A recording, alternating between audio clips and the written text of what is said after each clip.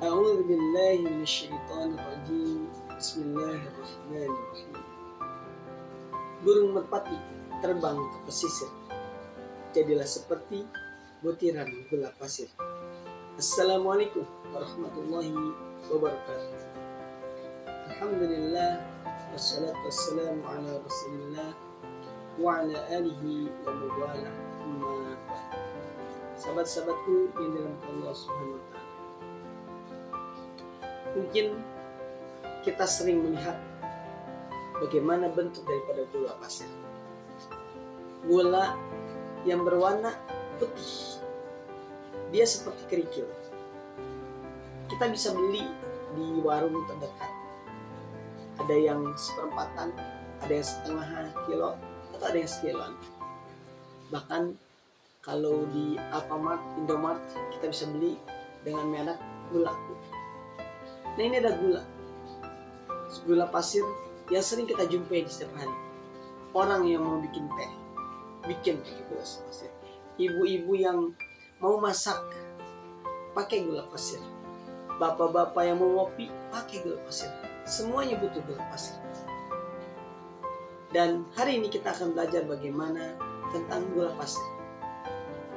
Jadi, gula pasir ini dia akan berwujud, akan hilang wujudnya ketika dia sudah berlarut dengan air panas. Ketika kita bikin kopi, teh manis, atau sayur, ketika gula pasir ini dicampurkan, maka dia akan hilang wujudnya. Nggak kelihatan lagi mana gulanya, mana pasirnya, nggak kelihatan. Tapi kita masih bisa merasakan apa yang ditinggalkan oleh sebuah gula pasir. Apa itu? Rasa manis. Rasa yang membuat apa yang kita aduk dengan atau kita campur dengan gula pasir itu ada aroma manisnya. Dan ini yang dimaksud dengan jadilah seperti butiran gula pasir. Karena kita ini manusia akan hilang, akan sirna dari dunia ini, akan lenyap, akan meninggalkan dunia yang hanya sesaat ini. Pasti, mau tidak mau. Kenapa? Kok yakin banget, Bang?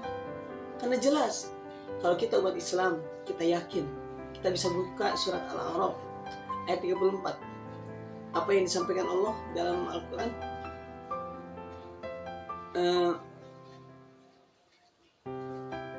Inna likulli ummatin ajal. Begitu kan? Likulli ummatin ajal fa idza ja'al jalum la yastakhirun sa'atan wa la yastaqdimun.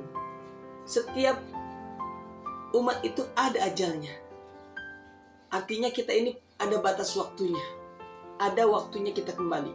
Fa idza ja'a jalum, kata Allah, jika sudah datang ajalnya, waktunya udah tiba untuk kembali kepada Allah, la yastakhirun sa'atan.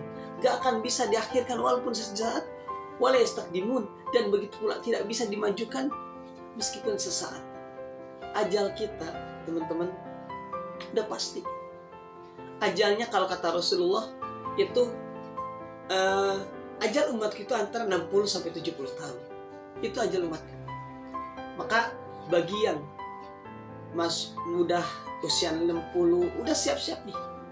60 apa 70 udah siap-siap, udah harus tinggal menghitung hari kalau kata Aris Dayanti. Tapi bukan berarti yang di bawah 50 itu kita leha-leha. Yang di bawah 30 tahun kita masih antang-antang aja. Jangan juga. Kenapa? Karena dia akan datang ketika sudah ada waktunya. Ada orang baru lahir ke dunia, pengen langsung Allah panggil. Nggak nunggu sampai usia 10 hari, enggak. 1 hari, beberapa saat saja langsung kembali kepada Allah. Dan itu kita tidak tahu. Yang namanya rezeki, kemudian jodoh, dan kematian, kita nggak ada pernah yang tahu. Sebagaimana kemarin waktu masih ramai, bagaimana anak-anak SMA sedang perpisahan, jalan-jalan. Mereka tidak tahu kalau ternyata itu adalah perpisahan yang menuju kepada perpisahan yang sesungguhnya, kematian. Mereka semua tidak tahu bahwa itu adalah hari terakhir di dunia ini. Karena memang itu misteri. Kita nggak ada yang tahu. Kalau teman-teman pergi ke dukun, kemudian ada yang diramal hari ini dan seperti ini, itu hanya prediksi. Nggak ada yang tahu. Dia tidak bisa dimajukan dan juga tidak bisa diakhirkan. Kalau masih ingat dengan ceramahnya Ustaz Dasar Latif, bagaimana seseorang dia sudah frustasi di dunia ini. Dia sudah tidak mau lagi hidup di dunia yang fana ini. Dia mumet, dia banyak masalah. Sehingga apa? Dia pengen menyelesaikan masalah itu dengan apa? Dengan bunuh diri. Apa kata Ustaz Dasar Latif? Akhirnya ia mencoba untuk bunuh diri dengan minum racun. Dia udah beli racunnya, udah siap diteguk. Pas mau diteguk, ada yang ketuk pintu dan dia terburu-buru sehingga dia salah memasukkan racunnya. Bukan masuk ke mulut, kan masuknya ke hidung. Artinya, dan hasilnya apa? Dia nggak jadi mati. Dia malah harus masuk ke rumah sakit karena ada cairan yang masuk ke hidungnya. Dia tidak gagal. Dia tidak berhasil di percobaan pertama. Dia coba dengan percobaan kedua. Dia coba dengan gantung diri. Masuk ke kamar. Dia gantung diri dengan tali. Pas dia sudah udah tendang kaki, astagfirullahaladzim, bangkunya dia manjat pakai bangku dan dia tendang, ternyata talinya nggak kuat, talinya juga ikut jatuh ke bawah. Jangankan untuk menahan dia, talinya ikut jatuh. Percobaan kedua gagal, teman-teman. Akhirnya dia coba lagi. Bagaimana cobanya? Dia tahu, di belakang ada sumur. Dan sumurnya dalam. Pasti banyak airnya. Akhirnya dia dengan keyakinan penuh, dia nggak bisa berenang, dia masuk ke dalam sumur, pasti meninggal.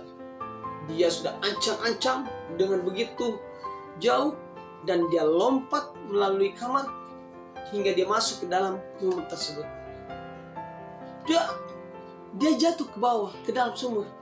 Tapi dia lupa bahwa pada saat itu sedang musim kemarau, sehingga tidak ada air dalam sumur itu. Percobaan ketiga gagal maning. Nah, ini adalah kisah atau cerita dari Ustaz Dasar Latif, bagaimana seseorang itu memang gak akan pernah meninggal kalau dia belum waktunya. Dia akan meninggal pada saatnya. Mau dipajuin, mau diundurin, sudah Allah pastikan. Gak bisa, kata Allah. Kalau ada saatnya, kalau masih ada rezekinya di dunia ini, mau bunuh diri seperti apapun, tidak akan pernah berhasil. Nah, teman-teman kiniran Allah Subhanahu wa Ta'ala, kita nggak tahu kapan kita meninggal. Bisa dalam waktu dekat, bisa dalam waktu sesaat, bisa bertahun-tahun lagi. Dan kita harus siap dengan apa yang akan terjadi setelah kita mati. Maka kita perlu yang namanya menjadikan gula pasir ini sebagai gambaran diri kita. Apakah kita ketika kita sudah meninggal akan menjadi manis? Wujudnya nggak ada, tapi rasa manis yang akan hadir dari diri kita. Atau sebaliknya, kita meninggal, justru keburukan-keburukan kita yang dikenang oleh orang-orang lain. Si Anu mah begini, si A mah begitu, dan seterusnya. Tentu kita tidak ingin. Maka kita perlu senantiasa memberikan jejak-jejak kebaikan, agar kita ketika sudah Allah panggil, ketika sudah bertemu dengan Allah, yang kita dapatkan adalah nama baik kita.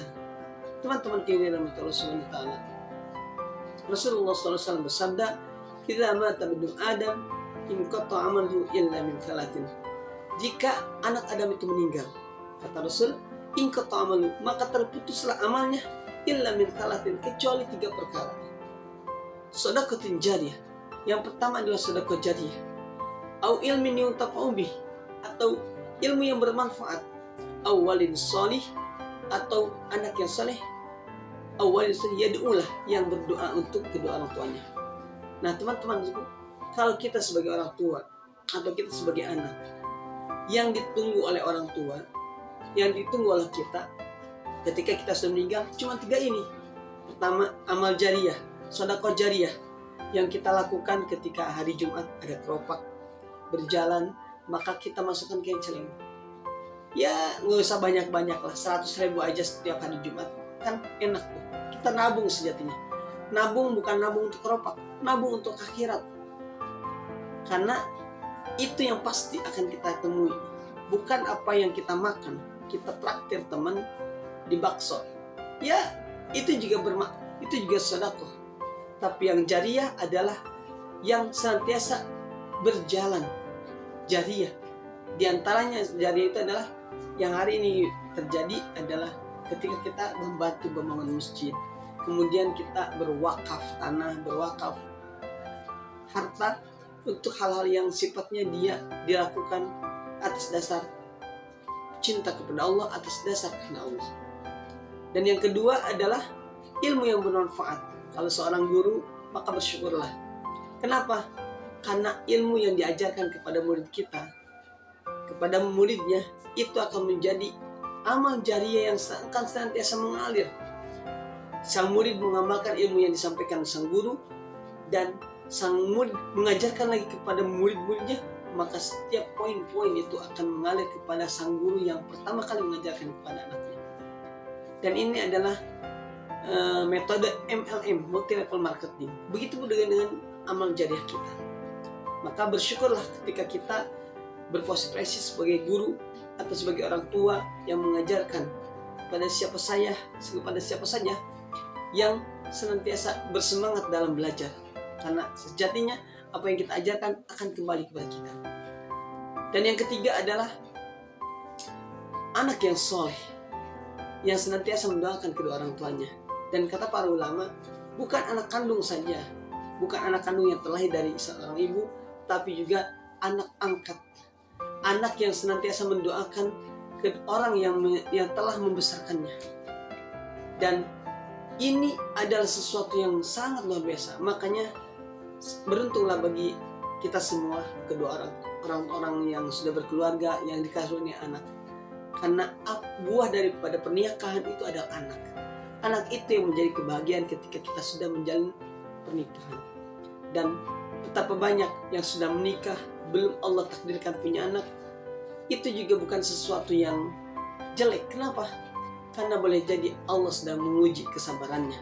Allah ingin melihat sebagaimana ia berusaha, ia menanti. Sebagaimana dulu ketika Nabi Ibrahim lama sekali menunggu anaknya, hingga Allah hadirkan Ismail dari wanita kedua Ibrahim, yaitu Siti Hajar. Karena yang pertama adalah Siti Sarah. Nah, teman-teman yang dirahmati Allah SWT, 3 hal itu yang akan membuat amal bagi orang yang sudah meninggal itu akan menjadi bahagia. Dan semoga kita semua, saya, teman-teman, dan juga siapapun yang menyimak video ini, Allah karuniakan kemampuan untuk bisa menghadirkan 3 itu. Pertama adalah sedekah jariyah, kita senang bersedekah. Kemudian yang kedua, ilmu yang bermanfaat, kita senang berbagi, mengajarkan kebaikan kepada orang lain. Yang ketiga adalah anak yang soleh. Kita memiliki keluarga, memiliki anak yang senantiasa mendoakan kedua orang tuanya. Tentunya mereka akan mendoakan kalau kitanya baik kepada mereka. Dan mudah-mudahan yang belum punya anak juga, Allah hadirkan anak bagi mereka yang sudah menikah. Dan bagi yang belum menikah, semoga disegerakan menikahnya. Karena nikah ini adalah ibadah, kata Rasul, dan itu adalah sunnahnya Rasul. Mudah-mudahan kita semua menjadi hamba-hamba yang senantiasa bersyukur dengan apapun yang Allah kasih. Apapun kondisi kita, kaya, miskin, pas-pasan, melarat, kita bersyukur. Kenapa? Hidayah iman ini paling penting. Karena hidayah yang Allah berikan itu yang menjadi patokan utama amal kita diterima. Kalau kita kaya, kita ganteng, kita cantik, tapi nggak ada hidayah dalam diri kita, nggak akan diterima sama Allah. Kita sedekah 1 miliar, kemudian berbuat baik se-Indonesia, tidak akan pernah diterima kalau dia tidak beriman kepada Allah. Karena syarat utama masuk surga adalah ia meyakini bahwa Allah adalah satu-satunya Tuhan yang perlu disembah.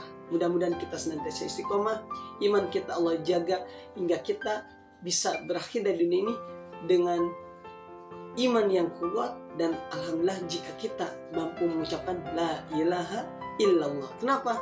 Karena kata Rasulullah, barang siapa yang akhir hayatnya mengucapkan la ilaha illallah dakhala jannah. Mudah-mudahan mulut kita bisa mengucapkan itu. Oleh karenanya, yuk kita istiqomahkan, kita dawamkan, kita sering-sering mengucap la ilaha illallah, sehingga ketika kita meninggal, ketika kita kembali kepada Allah, kita berada dalam keadaan husnul khotimah dan mudah sekali mengucapkan kalimat la ilaha illallah. Barakallahu fikum. Kurang dalamnya mohon dimaafkan. Salam akal sehat. Assalamualaikum warahmatullahi wabarakatuh.